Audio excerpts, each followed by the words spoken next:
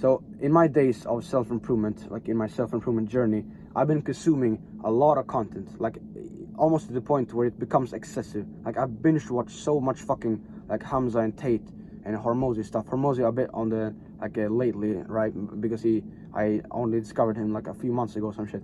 But particularly Hamza and Tate, I've been binge watching them so much like the past year, especially when Tate blew up. All of his fucking podcasts I used to fucking listen to, right?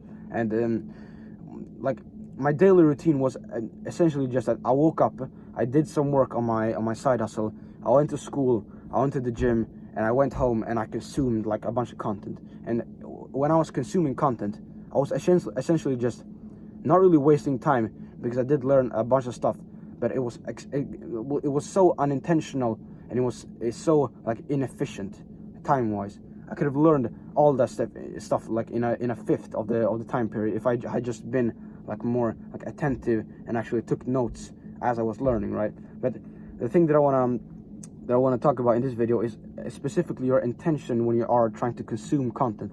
Like, are you going onto the YouTube like website or on your phone, the YouTube app, with a clear intention? Like, for example, when you got onto YouTube right now, did you go with a clear intention? I'm gonna study this, I'm gonna research or watch this, or did you just go there by like fucking by reflex, by instinct? It's something to think about, because that was exactly how I did it. Like fucking let's say 6 to 12 months ago. That was me every single fucking day. I fucking took my phone when I came home from the gym. I literally started binge watching a bunch of content, not even knowing why the fuck I was doing it to begin with, right? And one thing that I did and that I learned from Alex Hormozy when it comes to actually like solving problems through consuming content and actually being intentional is to, instead of consuming content from YouTube, for example, you do something called you have coaching sessions with yourself. So I'm explaining what Alex Hormozy does, right? So he essentially he has this project called the Solomon Project, and Solomon he's basically he's known for being a king that gave really great advice to everyone else, and everyone came to him for advice. But his own life was in shambles. Like his son was some idiot, some fucking bumbling idiot. He lost all of his money, all that stuff, right? And it's basically stems from the concept that we tend to give much better advice than we actually follow ourselves. So instead of us going onto YouTube to search for a solution to a specific problem, we can simply ask ourselves most of the times, because most of the time we actually know what the fuck we should do, right? And what Alex Hormozy does is very interesting. He has coaching sessions with himself in the way that he's essentially talking to his 85-year-old self. So he's not 85 right now, but he kind of pretends that he is, and he thinks about what would his 85-year-old self tell him about his current situation.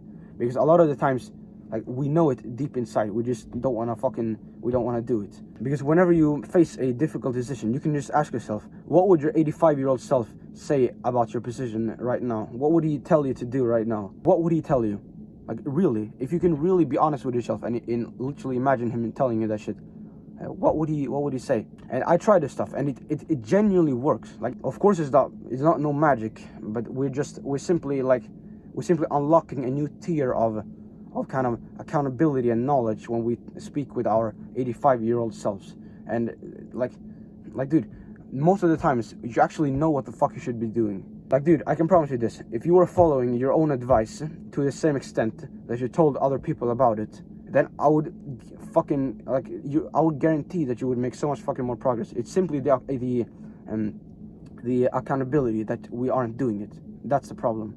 So when it comes to the actual content consumption part, because we do not really necessarily of course we don't want to be giving up content consumption like entirely, like reading books or studying long form content like podcasts or YouTube videos, because of course we still need a source of new information, right?